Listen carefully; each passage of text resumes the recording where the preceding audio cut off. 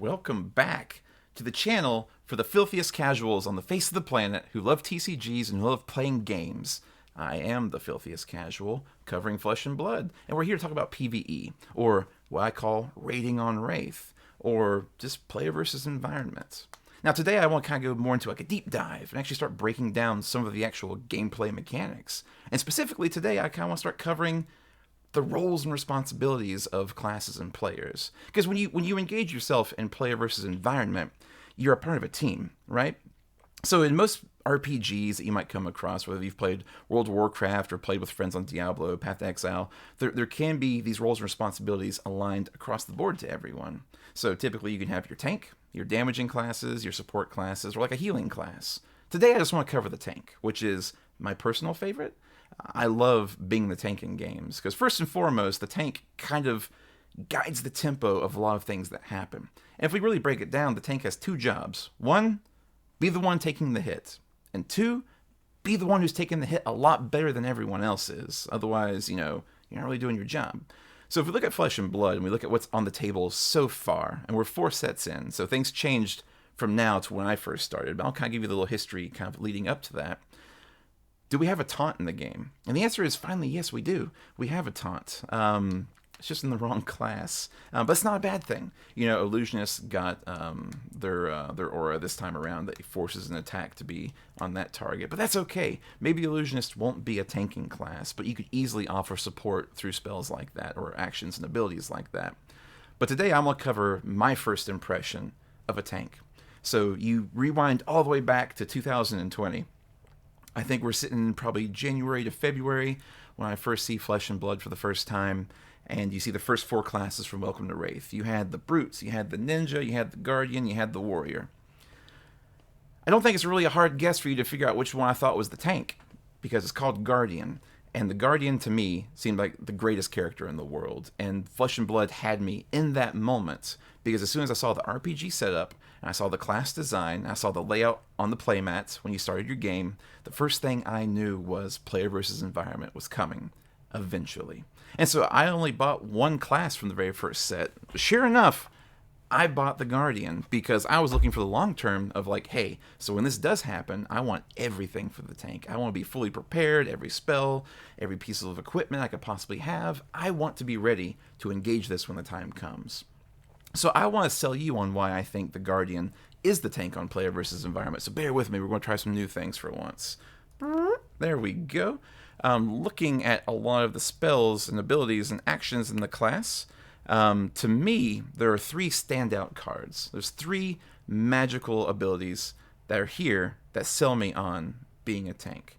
The first one really is Stonewall Confidence. I think it is hands down one of the best tanking mechanical cards in the game. Go again. While Stonewall Confidence is in the arena, cards you control with cost 3 or greater gain 4 armor while defending. That's awesome. So the problem is, you get into the PvE environment interaction. Say you run 9 copies of this, so your red one's giving you 4 defense, your yellow one's giving you 3, and your blue one's giving you 2. But the point is, you're kind of playing defensively, setting the stage while other players are playing around you. You kind of have that wall set up, so if you do have to defend, you can defend for value. Like, it does kind of suck to have to waste this not knowing what's coming from your opponent, but having 9 solid turns of them knowing you can actually engage is a very powerful tool. Next in line, Forged for War.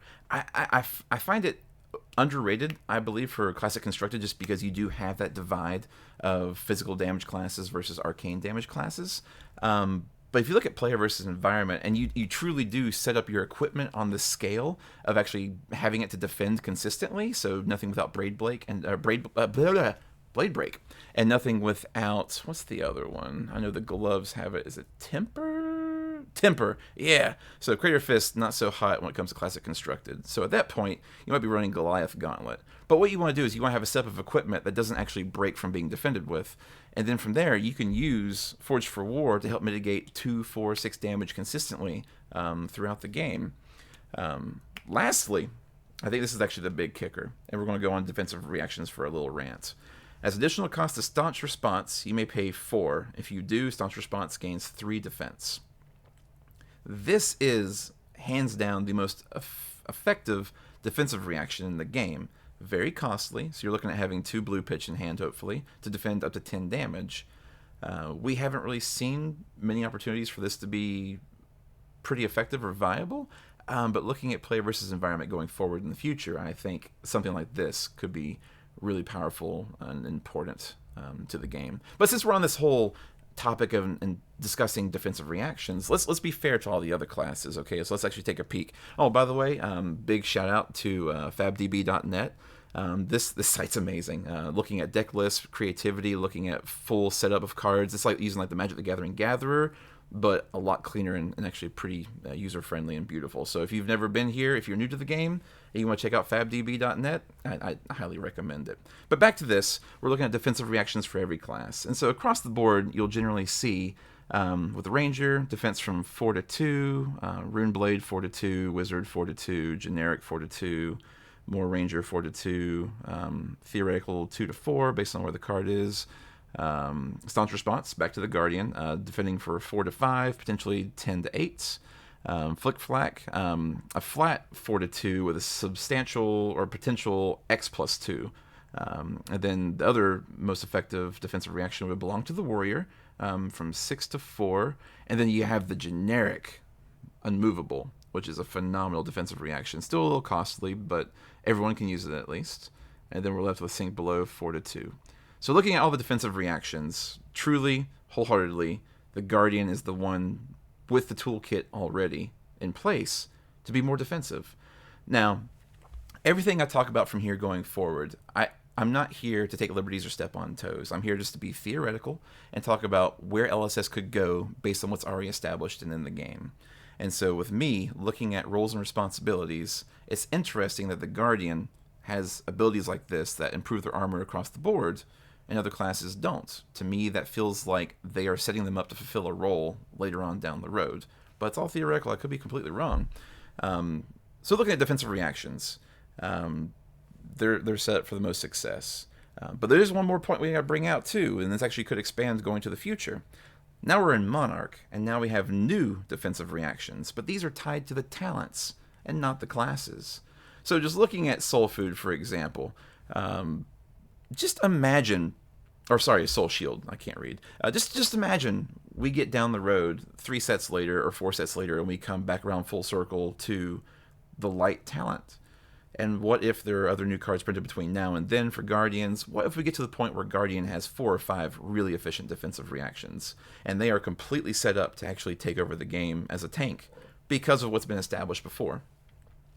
I'm pretty hopeful. I truly am. But back to the main point. I do want to give one call out. When it comes to PvE, I was looking at all the classes. This is probably one of my other favorite legendaries in the game, just because it can be sustained. Anyway, that was a little side tangent. I apologize. But really getting back down to it, where we sit right now, the Guardian has a toolkit to kind of fulfill its purpose and kind of fulfill its name. But since they don't have a taunt, and we're looking at a 4v1 setup, how do you make sure you're effective in the gameplay and in the game mode against the boss that can attack whoever they want? So at that point, not knowing what's coming in the future and just using the toolkit that we have now, because the Guardian is so effective with defending from hand and so effective with defensive reactions, I feel like sometimes the game mode itself might have the mechanics that kind of imply what characters need to be played. So for example, with brainstorming that I've had on the side, one of the mechanics I thought about for a player versus environment encounter was called something like Annihilate. And, terms are just terms. The Annihilate mechanic is there to put a big burst of damage split evenly, rounded up, to all enemy players. So say you had a legendary action built into a raid encounter. And it's like, hey, cost 3, Annihilate, 100 damage to the opposing team. And then you're looking at a raw 25, 25, 25, 25 across all 4 players. But the Annihilate mechanic has something really intuitive mixed into it, where all heroes can defend together, and all heroes can use defensive reactions together. So at that point, if we look at the average hand in Flesh and Blood, I'd say on the average turn, a hero can defend anywhere from like 7 to 12 damage. But do you always want to defend? And so this is where being a team actually plays into the roles and responsibilities. So with if the Guardian is setting up, like, hey, so I have a Stonewall Confidence. I got a red one. I can defend from hand. Lucky for you guys, I have 3 blue pitches, 1 yellow pitch. I can block at least 21 damage here. I've got the equipment on my board. I can still block another 6 off of that. So you're looking at absorbing close to a third of the damage for your team. That's where the tank can almost play into that role if they know what to kind of bring into the encounter or the fights. And then from there, you have to make a decision because life is a resource. Okay, so do I take this damage outright, or do I defend full-handed because the hand I have is not as efficient? Hey, Rune Blade, I got the pretty good setup as a wizard. I can pop off for 30 more damage next turn. You mind defending with your whole hand so I can actually keep mine and we don't take as much damage? Yeah, sure, no problem. That's where being a team actually plays out, and you choose how you want to play.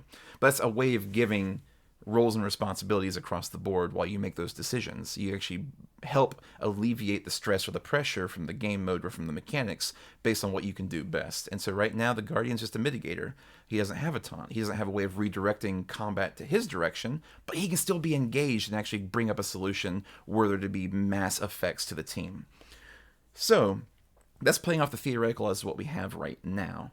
But looking towards the future, I think a big thing is player versus environment having new tools and new pieces available. So if we get to the point down the road where we do have a light Guardian and there are a few thousand more cards spoiled down the road in 2023, 2024, I think what you're looking at is the Guardian's like it's a straight up physical tank. It's got one hander and a shield. And maybe the shield is like instant once per turn, redirects target attack from an opposing hero to you or something to that effect. Or maybe we don't even call raid bosses heroes for the sake of things like Coax of Commotion or whatever. Maybe we call them villains. That way they can't get triggered off of card effects that exist in the past. I believe Legend Story Studios has a lot of that already figured out, and we'll see it down the road. But the moral of the story is we have to work with what we have and kind of plan what theoretically might happen off of those things. So that's really my big deep dive on the whole roles and responsibility of a tank. Later on down the road, we'll talk about being the DPS, which I don't think there's a lot to talk about there, but then you also have the support and you also have the healer. Will healing even exist? This will be a great conversation.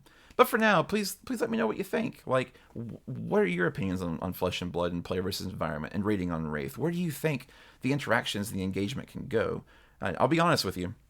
I'm working on just trying to make a paper version of something just so I can have an idea of how it could possibly even work in Flesh and Blood. Because I am overly excited as to what that experience will be for local game stores and players across the world. I think it's a very engaging system, and I think, especially in a team setup, that moment of knowing that we overcame this challenge together, I think it's a very fulfilling situation versus the whole I beat this person, I beat that person. But to each their own. Like, people play different game modes for different reasons, and I fully support that. But anyway, please give me some feedback, comments, concerns. I love hearing from you guys, and you all have good ideas and good information that people I've seen on other videos that we've talked with. Let me know what you think. I need some comments because we want to be able to give Legend Story Studios some good advice ahead of time. If they haven't started going down this path, we can actually give them tips and tricks of what we like, what we dislike, and whatever else, and they can make the best game mode for us. So in the comments below, let me know what you think. I appreciate you being here, and I hope you have a good one. Stay safe, be well, be happy, be engaged, and be a part of the community. It's a great one. Hope you have a good one. I'll see you next time.